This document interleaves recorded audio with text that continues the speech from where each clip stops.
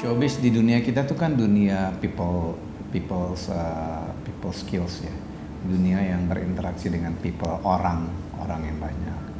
Dan pada saat saya dengan Ina itu memang roadmapnya atau fondasinya itu dari showbiz, automatically yang kelihatan atau yang tangible-nya di layer terakhirnya tentunya adalah hasil akhir dari showbiz tersebut. Sedikit saya ekstrak ya. Showbiz itu hasil akhirnya tuh selalu menarik, baik dan glam. Karena memang itu yang diminta untuk showbiz. Misalnya katakan Ina sebagai wanita harus berdandan keren, jadi bintang iklan, hasil akhirnya bagus. Sama. Sehingga showbiz atau dunia kita tuh di hasil akhirnya tuh terlihat di publik seperti hingar-bingar. Tapi in fact, in realnya tidak banyak orang tahu bahwa proses kita menjalani tersebut ya seperti orang kerja pada umumnya. Ada effort, ada tenaga, ada energi, ada opportunity. Dan the most important yang ingin saya sampaikan sebenarnya adalah banyak orang nggak aware bahwa showbiz itu adalah grup sukses gitu loh. Jadi hasil akhir dari suatu result apapun nama itu adalah berdasarkan grup sukses. Bukan seperti orang yang bekerja di kantor secara individu.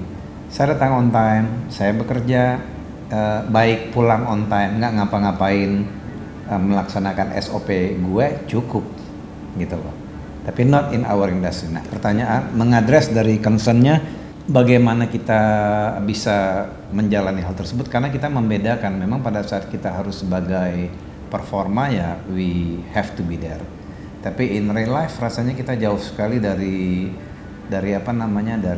hal-hal kalau saya ya, dan saya lihat saya, keluarga saya dan kedua putri saya itu in real life kita betul-betul ya back as a normal person gitu loh. Kita nggak suka keramaian, kita nggak banyak kompanyong here and there. We have a lot of people work with us, but we don't like to bring them as if that we are like VVIP seperti itu. Dan mungkin ya seperti yang sekarang gitu.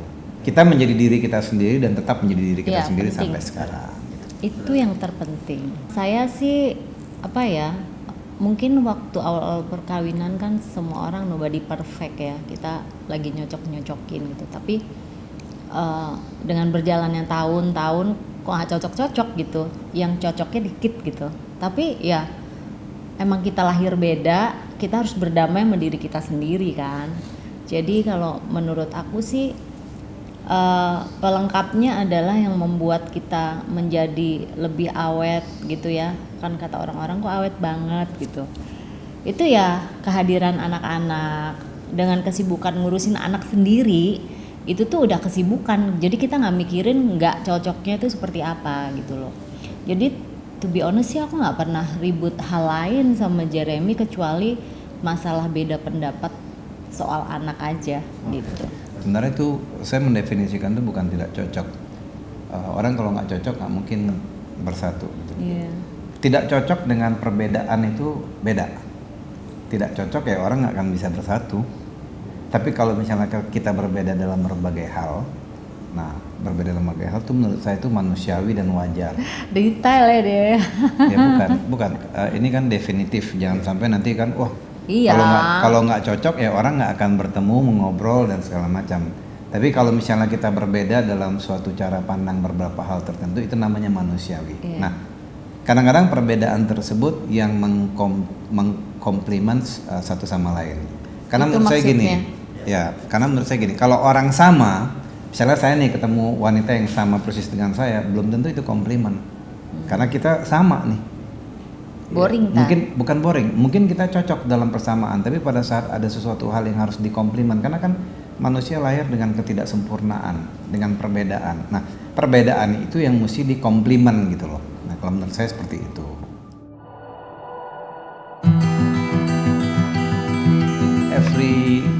Kalau mau jujur ya, karena saya suka menjawab pertanyaan yang jujur, saya mengklaim keluarga saya itu bukan aesthetic family atau potret yang hanya ingin memberikan sesuatu yang layer skinnya tuh yang bagus-bagus aja, karena menurut saya nggak menarik kalau kayak gitu. Tapi put in mind, bahwa menurut saya gini, kalau Anda ingin mau maju dalam hal apapun, itu harus ada yang namanya downside dan upside. Iya. Oke, paling gampang, you go to the gym, kalau lu nggak kerja keras, ya badan lu nggak jadi. Apakah ototnya sakit? Sakit. Suksesnya kapan? Ya mungkin 6 bulan, 2 tahun dan segala macam. Kerja juga gitu.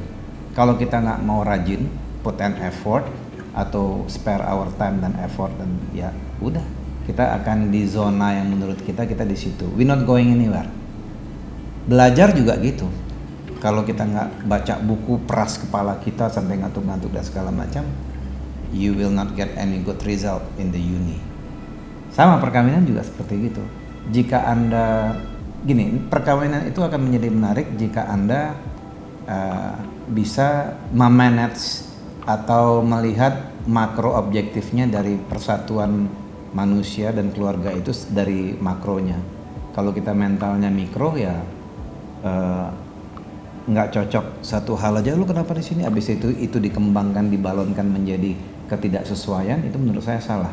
Tapi harus ingat satu hal, proses yang namanya interaktif antara manusia, anak, istri, bapak, ibu dan segala macam, itu adalah proses enrichment namanya. Anda memperkaya. Sama kalau misalnya lu tidak ada yang namanya downhill. Waktu downhill itu kita bisa lihat nih, oke, where are we? Are we still okay? Are we still united? Atau misalnya manusia itu berubah atau manusia, nah di situ kan. Sehingga pada saat Anda bounce back lagi dalam suatu kehidupan perkawinan, masing-masing orang mempunyai tabungan emosi namanya. Oke, waktu tabungan emosi, people holding hand each other. Of course, it's not sweet. Tapi menurut saya seperti itu. Kenapa? Karena saya percaya alam ngasih siang, malam, pahit, manis, hitam, putih, pedas, dan segala macam. Jadi saya believe dengan seperti itu. First, family member need to empower each other. Itu rules number 1. Misalnya pada saat orang berbeda, tugasnya family member adalah orang harus remind atau mengingatkan satu sama lain, sehingga member keluarga tersebut mendapatkan input untuk menjadi manusia yang lebih baik. Ini secara generik dulu, mau anak, mau istri, ayah dan segala macam. Kayak saya juga sering kok di input sama istri saya, sama anak saya. Kalau saya rasa itu benar, ya why not. Yang kedua, kita masuk ke yang lebih simple lagi. Family member itu harus help each other. Help each other itu artinya gini, tadi kan empowerment ya. Empowerment tuh mungkin kita ngelihat bahwa family member kita tuh harus di-remind, harus diingatkan. Tapi kalau help itu beda. Help itu ya betul-betul pada saat orang need help di family member, ya kita harus menolong gitu loh. The more important is kalau anak-anak itu atau suami, kita berusaha open minded dulu ya. Karena menghadapi masalah masing-masing kita itu kan gak gampang gitu. Kita tuh berempat ini walaupun family kan punya masalah sendiri-sendiri ya. Jadi kayak contohnya dengan membesarkan anak perempuan dan laki-laki itu kan udah beda gitu. Kita menjelaskan value juga udah beda gitu. Jadi kadang-kadang pada saat saya ingin menjelaskan kepada anak perempuan saya butuh dukungan dia kan, untuk supaya kita nih mereka nggak nyari pembelaan di kanan atau di kiri ke Jeremy atau ke saya gitu. Itu sulitnya kalau kita nggak satu suara gitu. Jadi saya sama Jeremy harus saling mendukung, harus saling mensupport di situ. Nah, begitupun pada saat anak-anak mendapatkan jawaban dari saya dan Jeremy, waktu dia mencoba, pasti dia mencoba kan. Dad, aku mau gini, kata mama boleh. Padahal saya nggak bilang gitu. Tapi aku bilang kata Dedi boleh, padahal Dedinya nggak bilang gitu. Akhirnya kita ketemu. Nah di situ kita nanti kakaknya support dia, mem gini ngebelain. Jadi pada akhirnya kita ketemu di tengah-tengah supaya ini nggak jadi ribut, ini nggak jadi kesel, ini nggak jadi lebar. Kita tuh ada plan yang dimana anak saya yang cewek harus mengalah, saya juga harus mengalah di yang mereka protes, tapi nggak dikendorin gitu. Jadi masih tarik ulur. Jadi pada saat kita semua mendapatkan masalah, kita udah tahu siapa yang bisa menolong kita. Masalah kan beda-beda ya, kayak masalah pribadi saya pasti minta tolongnya sama dia. Kalau masalahnya di dia ke saya suka ngomong ke anak-anak support saya. Masalahnya anak-anak ke saya, nanti dia ngadu. Nah itu di lingkaran dimana kita nyelesain masalahnya kepada orang lain. Keluarga ini mempunyai DNA. Banyak sekali orang melihat keluarga kita ini, oh modern family, very outlooking. Again saya bilang itu cuman just a casing yang orang lihat. Padahal sebenarnya kita ini sangat tradisional sekali. Yeah. Dan we keep that traditional till now, till today. Bahwa ya bukan berarti lu kelihatan modern atau seperti ini, nilai-nilai tradisional tersebut tidak ada. Kita bukan keluarga yang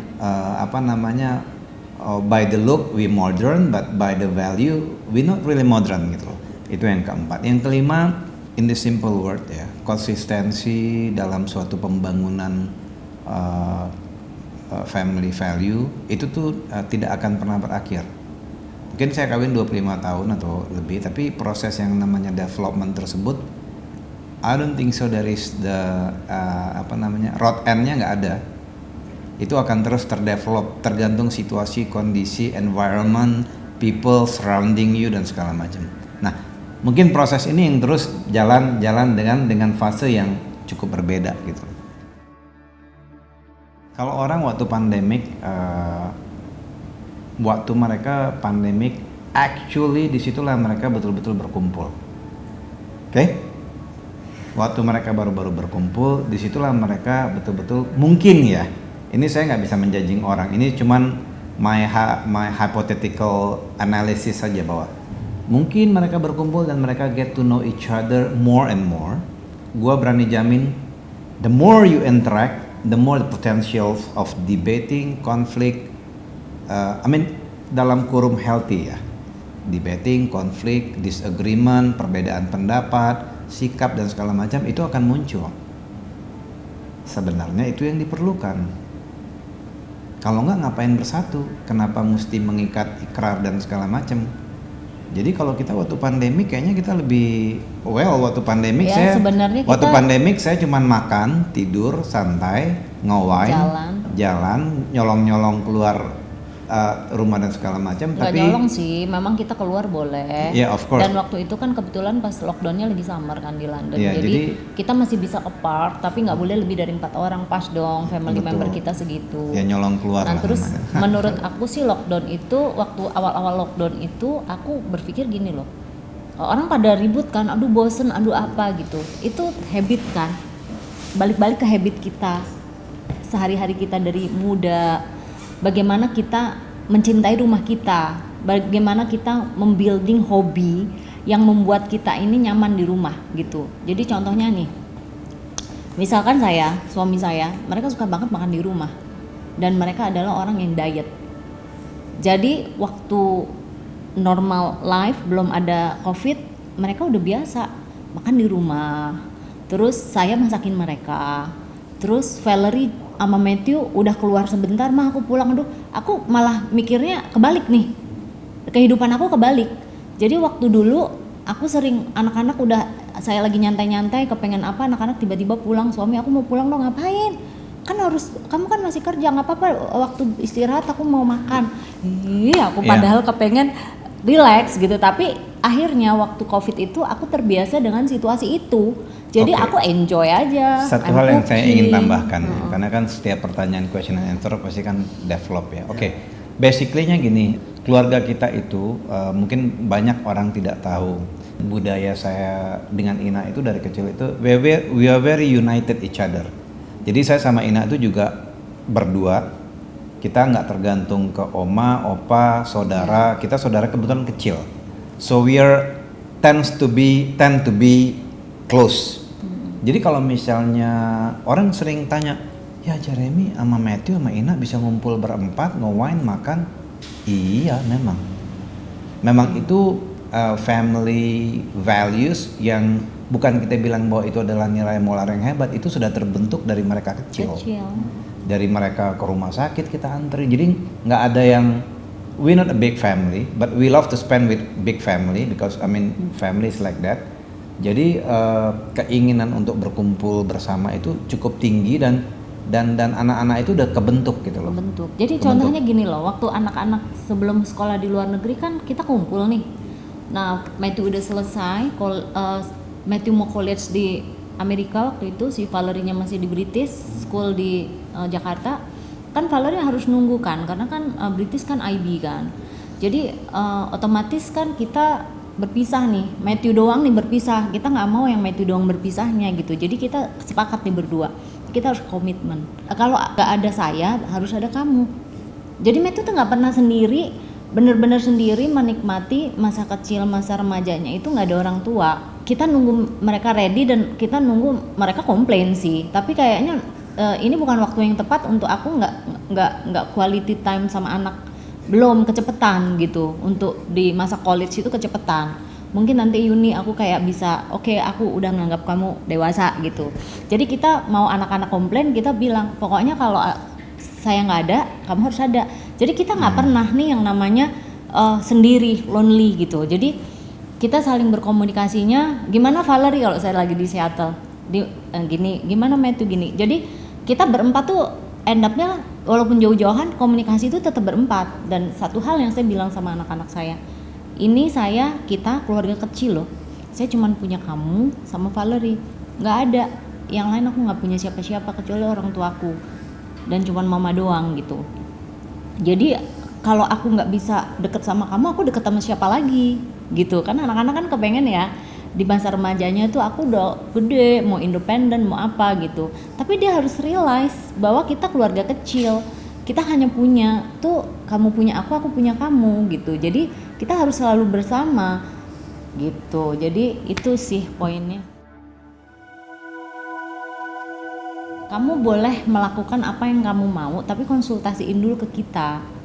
Apa itu mau, misalnya mah aku mau pengen nyoba wine, dari waktu mereka mau nyoba, boleh, tapi with your dad and konsultasi apa yang terbaik. Jangan makan yang oplosan, racun ini, buat apa gitu. Dan anak-anak sampai sekarang juga jadinya nggak kegilaan aku mau mabok gitu, karena dia itu lifestyle gitu loh. Jadi saya bilang sama mereka, kamu lakukan sesuai apa yang kamu mau, tapi please discuss dulu sama kita. Good and bad kita harus tahu, itu yang penting. Kita harus tahu, kamu pasti melakukan kesalahan, nggak apa-apa. Tapi pada saat kamu melakukan kesalahan itu, kamu harus tahu bahwa kita juga akan ngasih tahu kamu yang benar, dan itu kamu pasti nggak akan suka, ya kan? Di situ ada grounded gitu.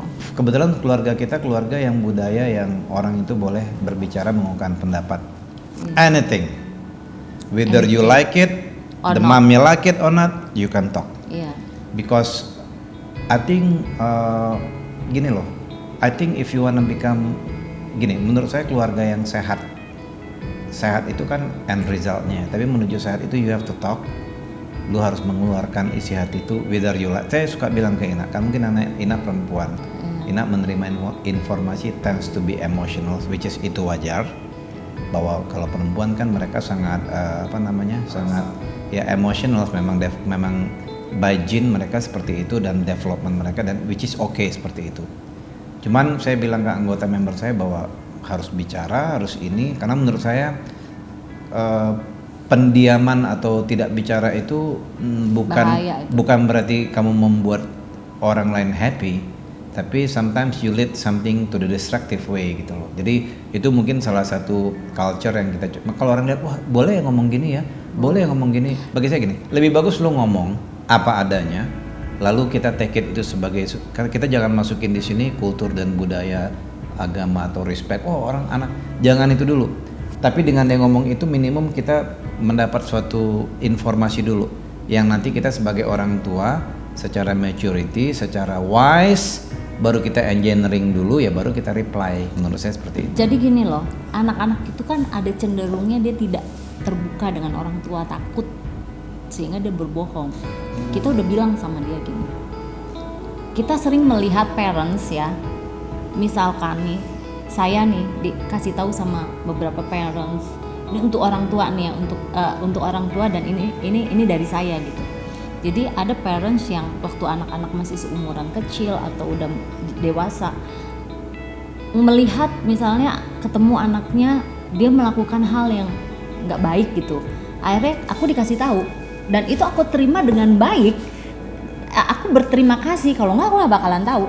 Anak-anak itu kan cenderung berbohong. Akhirnya aku ngomong sama, dan banyak sekali kejadian di mana kita satu meja dengan parents, dia nggak ngerti anaknya.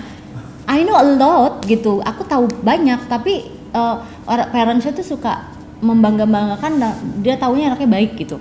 Tapi sebenarnya aku tahu gitu loh, karena anak-anak itu misalkan terbuka sama kita-kita, karena kita keluarga open minded gitu. Kita menerima apa yang menjadi era itu, beda era, beda apa kalau menurut anak-anak sekarang ya. Nah, itu aku nggak mau seperti itu. Aku bilang sama anak-anak, begitu aku melihat pemandangan itu dan seorang ibu, seorang bapak yang tidak tahu perilaku anaknya yang sebenarnya dan kenapa dia harus berbohong, itu dia tidak tahu, aku tidak mau mengalami itu. Jadi aku bilang sama Valerie and Matthew, Valerie, remaja, anak itu selalu berbohong, melakukan kesalahan. Kalian pasti pernah berbohong dan kalian melakukan itu. Aku cuma minta tolong satu, tolong apapun yang kamu lakukan, baik itu buruk, baik itu baik, tolong aku harus tahu, jangan aku tahu dari orang lain. Itu akan menyakitkan dan itu akan membuat aku kok sakit banget nih hati nggak tahu anak sendiri sifatnya seperti apa. Kalau memang kamu sifatnya jelek, ya kita perbaiki bareng-bareng, dan itu bukan musibah buat keluarga kita. Kita harus rangkul dia, kasih tahu gitu. Ya, itu saya mungkin, selalu ya, gitu sih. Ya itu mungkin mengadres yang tadi saya bilang bahwa itu namanya you have to enrich atau develop. Itu kan proses development. Penting banget, itu penting. Kalau menurut saya ya, bahwa manusia itu lahir dengan ketidaksempurnaan, itu dulu konsepnya. Kalau manusia lahir dengan sempurna, kita nggak dialih, kita udah di langit ketujuh atau apapun namanya. Jadi kalau besok-besok ada parents yang ngomong gini, anak lo gini, gue udah tahu, udah deh gitu ya kan. Artinya kita harus aware itu dulu. Nah, dalam proses tersebut lah ya kita yang namanya mencoba menjadikan manusia lebih baik atau ya gitu-gitu. Ya gitulah pokoknya intinya.